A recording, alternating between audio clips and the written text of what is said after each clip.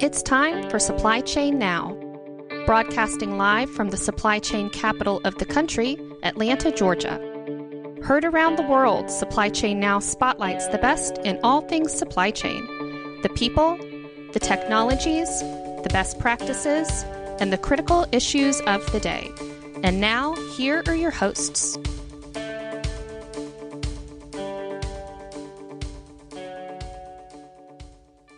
Hey, good afternoon. Scott Luton here with you, along with my special co-host, Ben Harris. Welcome to today's episode of Supply Chain Now. Ben, we've got a great episode teed up. We're continuing our Supply Chain City series here on Supply Chain Now, powered by our friends at SAP. Are you strapped in, ready to go? I'm ready to go. It's going to be another great episode. We have Mike back this week, obviously, and having Rick from Clorox. I think I could not be happier about our guest today. I'm with you. And they're repeat guests. We love our repeat guests here. So, you know, this Supply Chain City series, of course, it focuses on best practices and leaders and companies and innovations across the Supply Chain City, Metro Atlanta. However, no matter where you are, you're going to learn best practices, insights, you name it, key takeaways that'll help increase your supply chain IQ. So stay tuned for a great conversation here today. Before we get started, quick programming note. If you enjoyed today's conversation, be sure to find us and subscribe so you don't miss a single conversation. All right. So Ben, with no further ado, you've already let the cat out of the bag. Let's say hello to our official featured guest here today, Rick McDonald, Vice President Global Operations with the Clorox Company. Rick, how you doing? I'm doing great. Great to be here again, and thanks for having me back, Scott. Absolutely. Always a pleasure having Rick McDonald with us. Looking forward to the latest installment. And Mike Lackey, Global Vice President of Solution Management, Digital Manufacturing with SAP. Mike, how you doing? I'm doing great, Scott. It's great to be here. It's always a pleasure when you have a partner like Rick here as well. So look forward to it and hearing what Ben's got going on for us here locally. So this is terrific. and Ben, Mike is shooting up the charts in terms of number of appearances here at Supply Chain Now. We love it. He is. So, he is. Hopefully by design. I think that's right. A good thing. So yeah, absolutely. That's good news. Had a lot of good feedback on these earlier episodes, and we're really appreciative of our continued partnership with SAP and the Metro Atlanta Chamber. And Ben, we should just remind everybody, of course, you serve as Director of Supply Chain, Bioscience, and Manufacturing with the Metro Atlanta Chamber. So great to have your continued partnership as well. Okay, so we're going to start right there. So now we've kind of introduced everybody. We're all dialed in for a great conversation. But Ben, give us a couple of updates from the Supply Chain City news desk. I'm going to try to keep it to what's going on in Supply Chain City specifically. So we just had a new investment actually in Henry County, just south. It's kind of the South Metro area. A lot of distribution down that area. And of course, Ken's Foods. If you've ever had any sauces, dressings, and oils and things of that nature, Ken's has about over 500 different SKUs that they make in that category. And they just had a recent expansion of their manufacturing and distribution facility down there. They have actually, with the other number of 500, they have over 500 employees actually at that facility as well. They're actually growing to 570 employees with this expansion. So really exciting, over 340,000 square foot expansion down there. So could be happier for a nice brand name CPG company with a great expansion here in the metro area. Love that. Love their salad dressings in particular. Our family's been eating their salad dressings for a number of years. So that's really cool to have that local connection. What else you got, Ben? One other thing, we've actually starting a new employer workforce forum. So it's actually a joint workforce forums between actual employers within the Metro Atlanta region and also some of the stakeholders themselves who are interested in those jobs. So as you think about what's going on with the pandemic, obviously, and a lot of people out of work in many cases, but logistics and supply chain has actually had a lot of employment gain from a lot of that. So we're actually going to have this industry forum to talk through. We're going to have 5 or 6 different employers who are going to talk through their needs, what they're looking for from the employer perspective, and then some of the folks who are job searching out there to be on the panel as well to talk through, kind of what they're looking for and how we can kind of get some alignment there. So Rick, I probably need to send that to you here soon enough. Maybe you could join that conversation as well. Probably be a good opportunity. And Mike, even for SAP in Atlanta, that might be a nice opportunity as well. So that's coming up actually next week. And I'm going to post actually afterwards. We can do to some of our listeners. We can send that link to them if that's okay, Scott. Yeah, that'd be great. And I think you've got one other announcement with local ties, and then we're going to get a quick update from Mike, who's been out in the trenches. So Ben, what other little surprise you got for us? Yeah, so Coupa Software actually just acquired our friends at LlamaSoft. As many of you know, LlamaSoft has been, they've been doing some of the network analysis and inventory management stuff for a long time. But yeah, they're probably best known for inventory management and that really network analysis piece. And they were just acquired, publicly traded company, Coupa Software. Pretty big acquisition. So, I mean, I think it continues that trend here in the metro area of a lot of these companies are looking for additional solutions. And a company like Coupa, who's really more in kind of the fintech space, I think it's interesting. You know, they're looking more in supply chain and in that space and going to try to kind of marry their systems together for more of a end-to-end digital solution, which, you know, we talk about supply chain safety. That's really what it is we move from more of a distribution-based society here to that of more of a digital society. So very, very exciting opportunity for them. You know, Ben, that was a very interesting acquisition. I get these competitive intelligence reports anytime something like that happens. It was a pretty interesting write-up. I did not realize LlamaSoft was so, you know, had a big presence here in Atlanta, but that's terrific. And, you know, you're going to see this consolidation continues to happen. And it's going to be some interesting, you know, why did they come together and what comes out in the next 1 to 2 years is going to be pretty impressive for, you know, for the industry. So that was an interesting one. Good point. You know, and that planning space is hot. Everybody's looking to invest in how to look around corners and then the next corner as best we can. So really neat news there. And Mike, one final thing before we dive more into kind of refreshing our audience's understanding of y'all's background. You had a really neat tour opportunity here lately, right? Yeah, you know, being shut down with COVID-19 and not flying so much, you know, I think Delta misses me. I was spending more time with Delta than I was at home. But yeah, I got the pleasure and the opportunity to sit down with King's Hawaiian.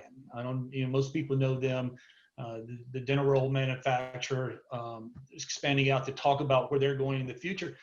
And their largest plant is up in Flowery Branch, Georgia. I was totally impressed with that facility, how large it was, how efficient it was.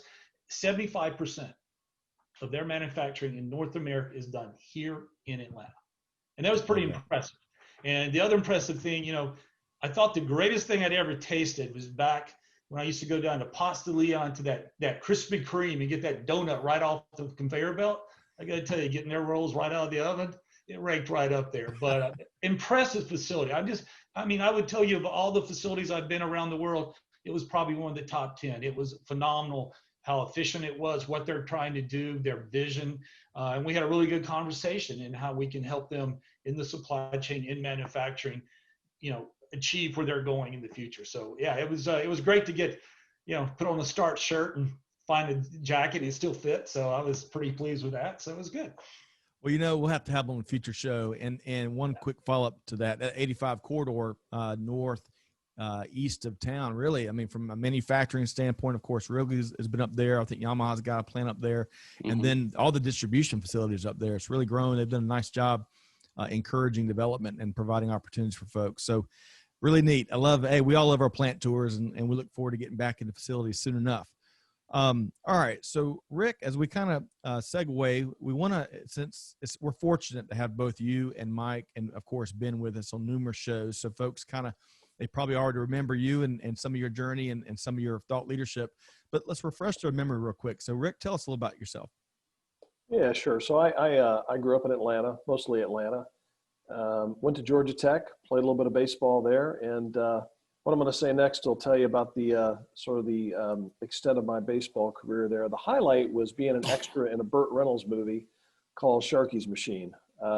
But in all seriousness, it was a lot of fun playing with the guys, and ACC baseball is pretty special.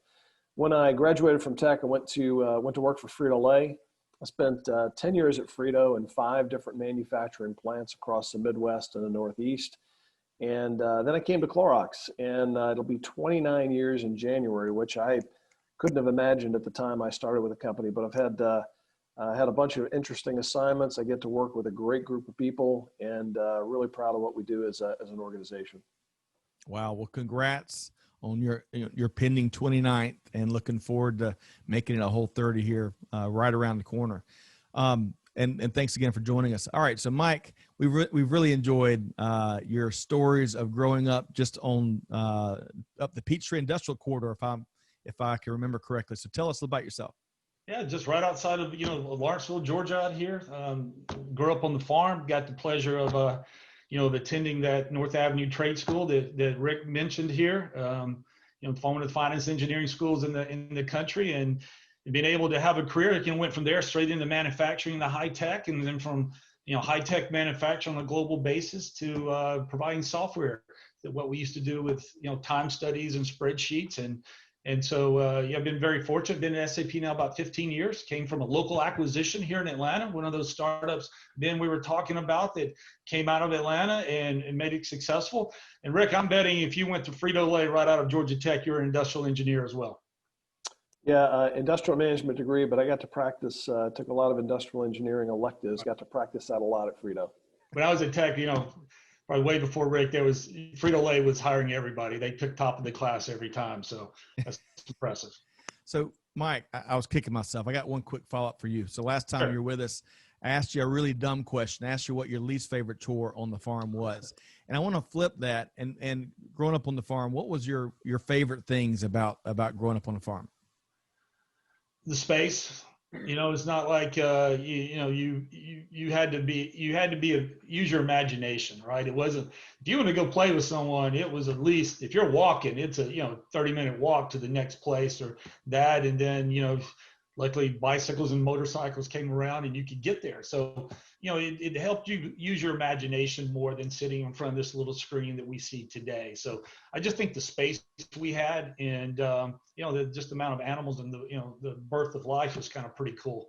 You got to see a lot of things that kind of realize how big this world is and how small we are. So it was kind of cool, but the space was the biggest thing I probably missed the most. Love that. I grew up in the woods building forts and the whole 9 yards, and I really wish my kids could take advantage of those same things, but good stuff there. All right. So Ben, we're going to keep driving. And before you take a deeper dive into the Clorox company and learn more about what Rick and the organization has been experiencing here 2020, I got one more quick follow-up question for both Rick and Mike. And Rick, we'll start with you. Here in the lockdown era and the quarantine era and the historically challenging year that 2020 has been for all of us, what's been one habit or new hobby that you've picked up that you've really enjoyed? Well, working from home, I haven't worn long pants in a long time. That might be true for a lot of us. Actually, one of the things I did was I bought a raised bed garden.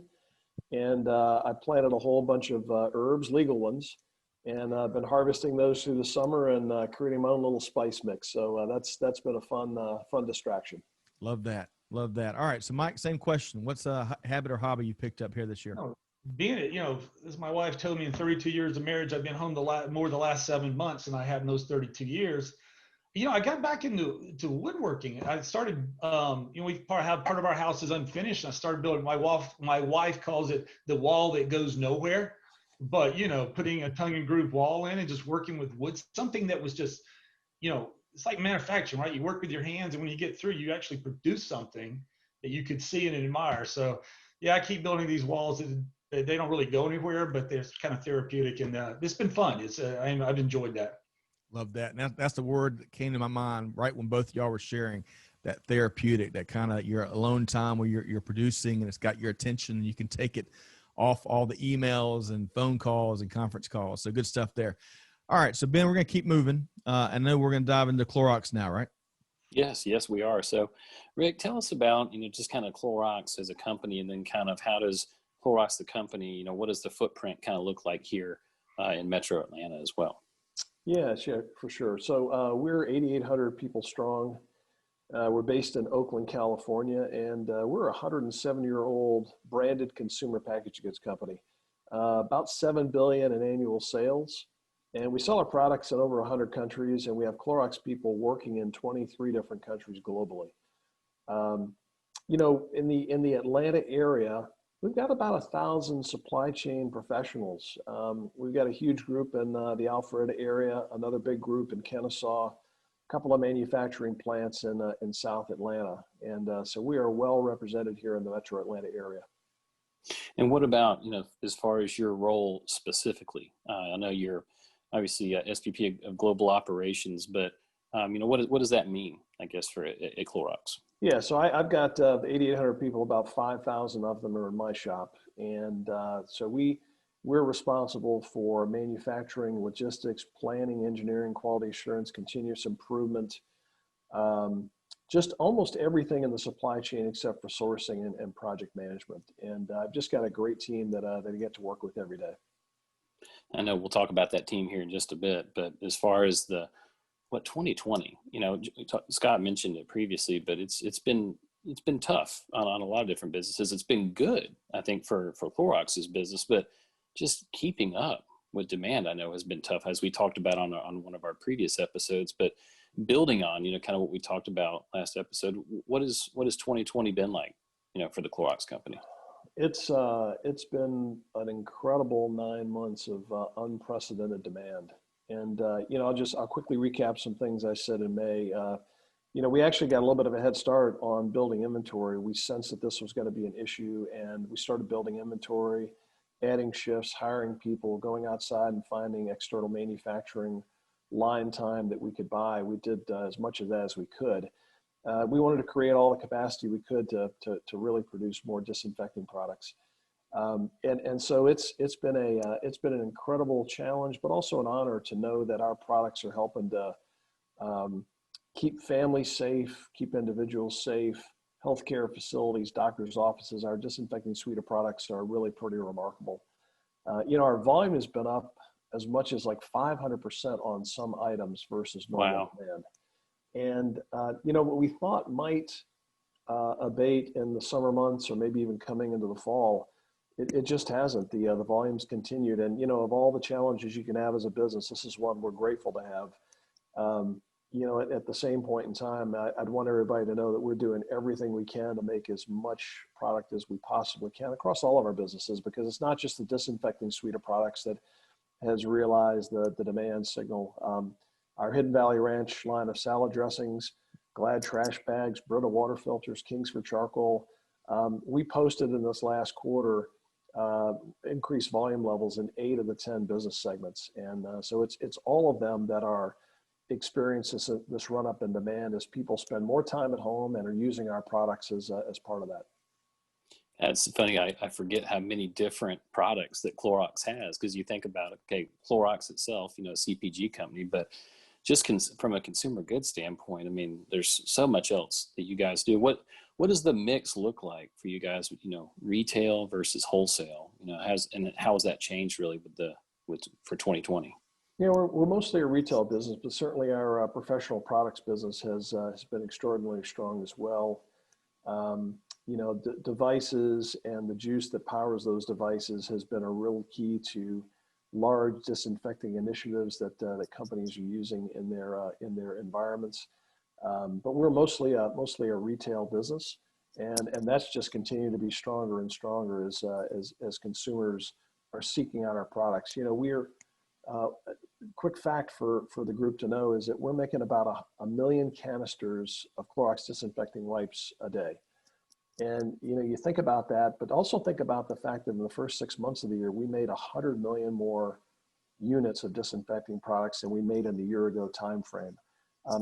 Don't think about it in the Clorox context. Think about it in the overall supply chain context. Our suppliers, our logistics providers, all of them had to pivot with us and be incredibly adaptable and flexible at a time when really nobody knew what was going on or how long it was going to continue. And we're just grateful to have such tremendous supply chain partners up and down our supply chain that could go with us as these unprecedented levels of volume came about.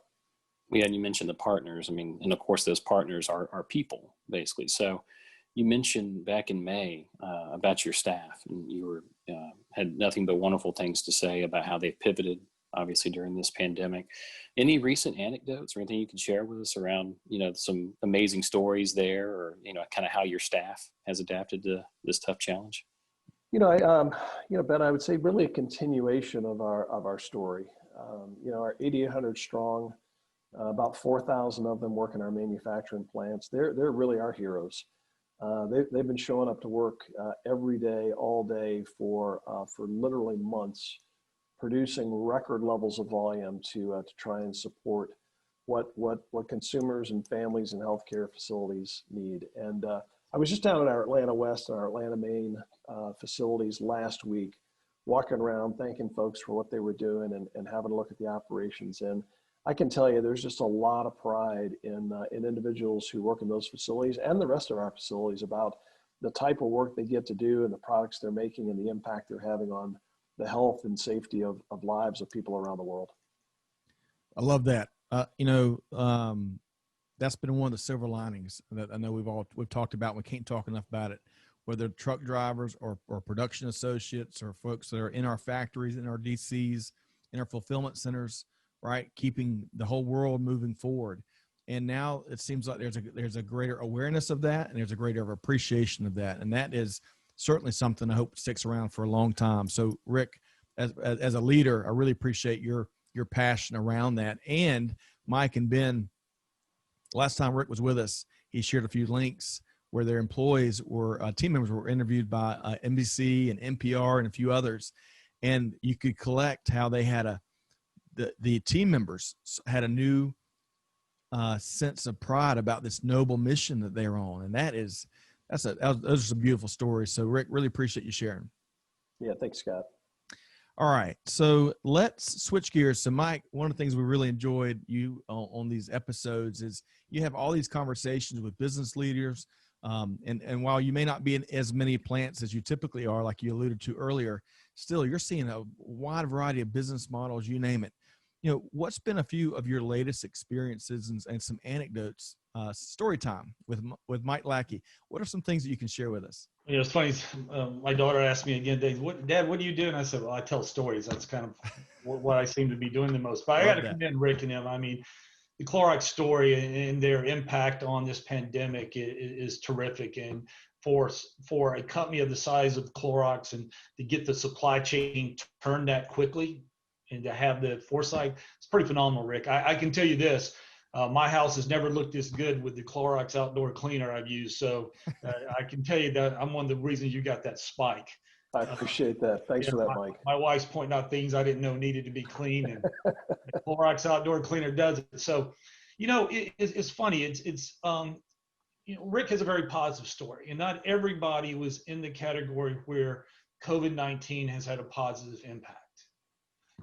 This week I was talking with the company, and they just happened to be in Europe, and Europe's getting ready to do another shutdown for COVID-19, and these guys make 171 million units of cleaning and home care products. But their supply chain was not as nimble, and so what they really had to do is across their global operations is they had to integrate their production lines, get better planning, and really get full transparency of what their capabilities was, what they were, what could they actually do. And it went from not capacity, but more to agility into the plants. They looked at more, mixed mode production. I listened to Rick talk about, I got charcoal over here and, making disinfectant wipes over here. If one business is down, how can I move that production? Is there common processes that we may not think of that are there? So that's been one of their struggles. Now in this, that we've been able to work with them, and they had a focus on that digital transformation, and they've increased production by 18%, production efficiency and performance. They can get 18% more out of their critical factories than they could back 7 months ago. And that's really focusing on, tying the production lines in production into the supply chain and into the planning, getting a head start on planning. So, we're starting to see more and more of that. The other interesting thing is the pharma industry. A lot of that got outsourced and it's coming back. And we're having a lot of conversations about, the factory staying FDA, CFR 21 Part 11 compliant, repeatable processes so they can be FDA certified, how quickly we can get those plants, that certification up and going, and what the supply chain is going to look like, right? What we talked about last time, it wasn't getting the workers back in the factory safely. We all found a way to do it. It was I didn't have material. I didn't have components to run the factories. And that's why the impact on supply chain, the impact supply chains have had has been terrific. So, and that's the big thing we're still talking with. Companies are starting to move and take action and rethink themselves post COVID-19. Yep. And you mentioned safety in the facilities, seeing a resurgence of interest there. And that's wonderful. Hopefully that sticks around for a long time as well. So going back to pharma, I was reading in the Wall Street Journal a few months ago. You were talking about legit pharma, Mike.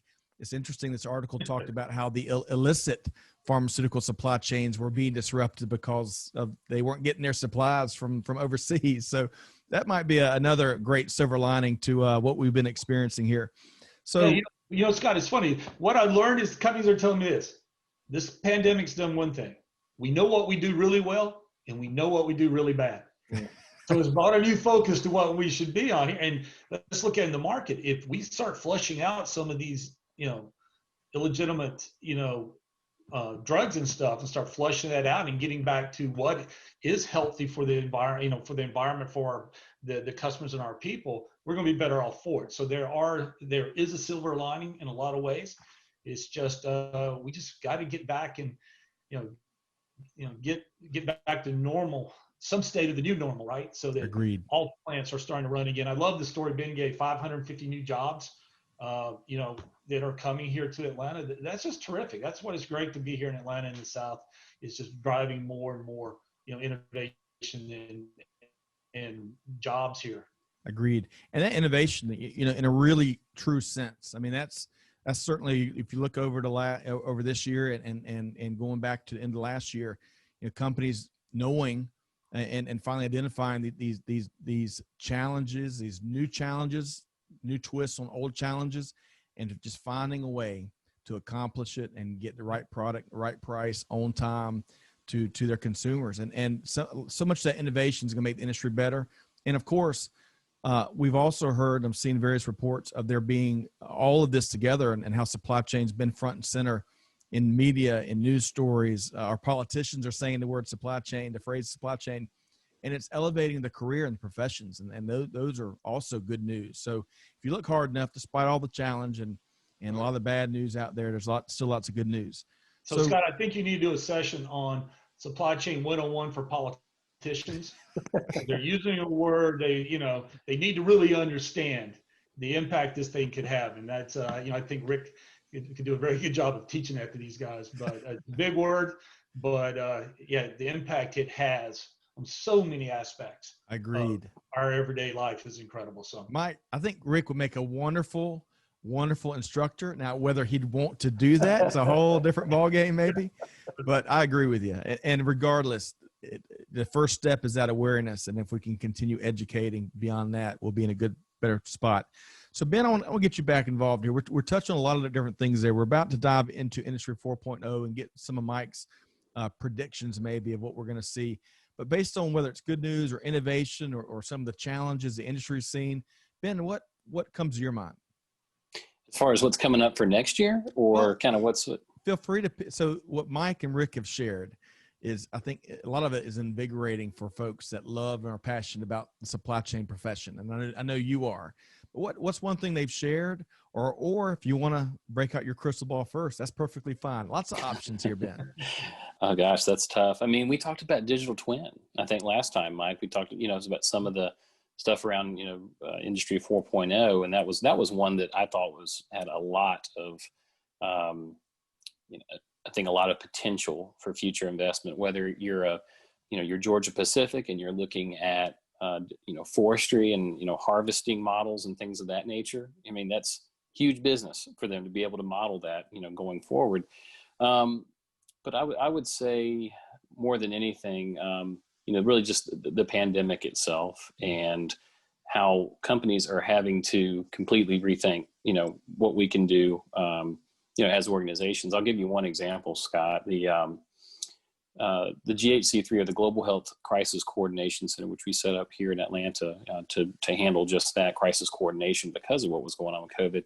They've come up with an actual algorithm that will be used worldwide. This is based in Atlanta, but it'll be used worldwide on how they're going to distribute vaccines to the most efficient, effective models and to the people that need them most. And that's coming out of Atlanta right here. That's so awesome. Really, really exciting that, that this pandemic, even through this, that we're seeing that type of innovation throughout that. So I think the modeling aspect that we're going to see, and then of course the advanced analytics and algorithms. I think it's just amazing what we've been able to do and how companies have pivoted using that technology. Love that, Ben, and great call out, because global supply chains moment is here. We've got this. We talked about Noble Mission earlier with the great team at Clorox and how they've been able to, fight through and produce more to make us all safer and cleaner, you name it. But now we've got to come together as a global profession and make sure everyone, no matter where you are, have access to a vaccine that it's a huge challenge. So that's going to be a good story. We're gonna, if anyone can figure it out, put it in a headlock, figure out, it is the global supply chain profession. So that's right. So let's talk about 2021. I know we're all ready to flip the calendar for sure. So Mike, Industry 4.0, automation, digital transformation, digital twin has been put, all of these hot topics. Give us a couple observations and maybe even predictions if you're game for coming months. Yeah, look, I think you're going to see, we're going to put the foot on the pedal right now. I think you can see acceleration of this digital transformation. Companies are trying to decide what they're going to be like and what's it going to be in the future. And, for 7 months of this, 8 months, they're starting to figure out what the future is going to look like. It's not about being competitive. It's really been about survival. Right. And we don't know when this thing's going to end, but you're kind of putting the time out there. And what is my company going to look like? Am I going to be manufacturing the same thing in the same business today? They're all looking at expanding out, but this transformation has to happen in manufacturing and operations. It is going to have to happen in the supply chain. We cannot be single thread in the supply chain. We found out the hard way. Supply chains are going to come closer to the factories so that I've got that supply line. I think I'm just going to take a button, everything. So I want to be like Clorox, right? I got my supply chain, I got it primed, I got it ready to go, and it's delivering, and I'm delivering on those commitments. So I think what you're really going to see is this acceleration of innovation. Look, my customers are asking me for this, Mike. I need 3 to 5 years of innovation in the next 18 months. I need, I can't wait 5 years to roll out 40 plants. I need them done in 18 months. And so, you're going to see the advancement of cloud computing, and edge computing to make that happen. And, we're going to see more and more beyond the digital twin to that digital thread. It's monitoring, representation of how it's designed, how it was manufactured, how it was delivered, how it was maintained in the field, that life cycle that's going to be fed back into companies. That's going to make them, innovation is going to start accelerating at a level we haven't seen in the past either. So, coming out this end, as soon as we can put a date on this, I think the level of innovation from all aspects, not just manufacturing, supply chain, but what companies are going to deliver, products as a service and things like that, you're going to see it's going to accelerate right now. I love that, Mike. And I love going back what you shared there, kind of tongue in cheek. We all want to be like the Clorox company when we get older and we grow up. And Rick, that's got to be, it's got to be pretty inspiring. There might be, who knows, there might be some underoos with Clorox out there for our young ones to buy. Well, I appreciate those kind of words, Mike. It's been an amazing year. And, our hearts go out to everybody who has really suffered from this pandemic. We're proud to be part of, what stops the spread of infection and keeps people healthy. And we recognize it's just an incredible responsibility. Well put. Well put. All right. So let's, I want to ask you a question, Mike. And then we hear so much, I'll call it digital transformation evangelism. And that's a good thing, right? There's a lot of really smart people out there that help, like you're sharing, help companies moving ahead. But my hunch is you see some companies, maybe with some common themes with some of the missteps that might be taking place when it comes to digital transformation. So if you had to point to one thing that, that maybe a lot of companies are taking the wrong step, and you're seeing it time and time again, what would come to mind? The biggest mistake I see, companies start with a technology strategy and not a business strategy. I mean, when, 2 years ago, I want Industry 4.0. I said, great. What business problem are you trying to solve? They couldn't tell me that. They wanted, and if you applied technology for the sake of applying technology, your business problems are going to be magnified. So you start with a business strategy, and for Rick and I, a manufacturing strategy, and then you apply technology to it. Too many times, companies are starting with a technology strategy and trying to, mold the business or the manufacturing strategy into it. And that's the big mistake. You got to start with your business, the business problem, and then let's apply technology to solve real problems. And we think that's simple here because we talk about it a lot, but a lot of mistakes out there because we're starting with technology, not the business.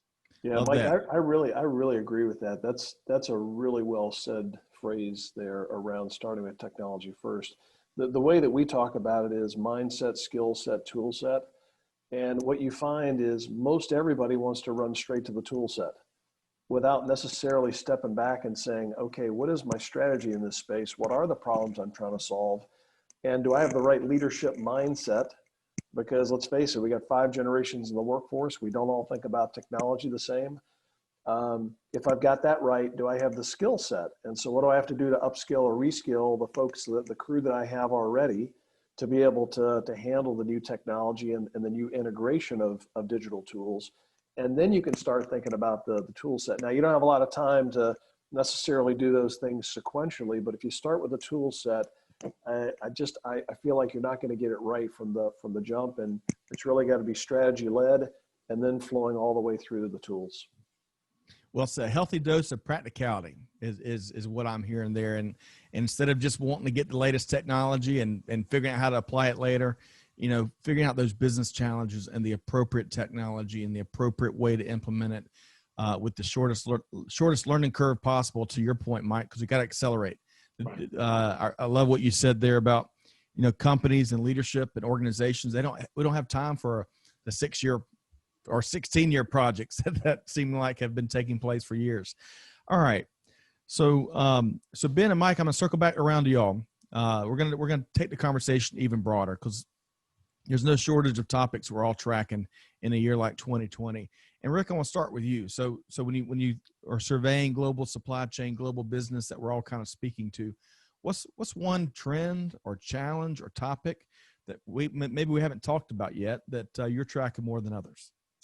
Yeah, it's a terrific question. One of the things that I think we all face is just this compression of time, and anything in our supply chains that leads to touches, manual activity, data latency, inability to get to insights faster is going to slow us down. And the one thing that I'm tracking in service of the compression of time is just the rapid advancement of omni-channel retailing behaviors, the advancement of e-commerce retail platforms and capabilities, and how critical it is for my supply chain and all of our supply chains to be able to run at the speed of business. And it's my feeling that advancements in omni-channel and the e-commerce space have accelerated over this last 6-7 month period. We may have had 5 years worth of activity in that space happen in the last 6 or 7 months. And so this is really going to be a thing that we are keenly interested in and tracking closely to make sure that we're keeping up and that we can run at the speed of business. Love that. And Mike, my hunch is you love that too, because he's embodying your accelerant commentary. Yeah, omni-channels, how you sell today. I was talking to a retailer, right? They make probably the most major brands of athletic shoes. And they said, well, look, we have 100 of our own retail stores at the beginning of 2020. We'll be down to maybe 10 by the end of 2020. So that's changing. But one of the biggest things, how we can accelerate, the one thing that I'm really tracking is the cloud. Okay, we're all, you have your iPhone, you back up your music and stuff. When manufacturing, there's 3 things that's got to happen. Number 1 is performance. Okay, we can't have seconds in the cloud. It has to be sub-seconds. I have to attach to that equipment, collect the data, analyze it, and tell that machine to go or no go in about 150 milliseconds. Okay, and half my customers, they were sitting here that I've taught with, says, hey, Mike, I told you 50 milliseconds, not 150. So they're pushing that envelope. The second piece is 24/7, always on.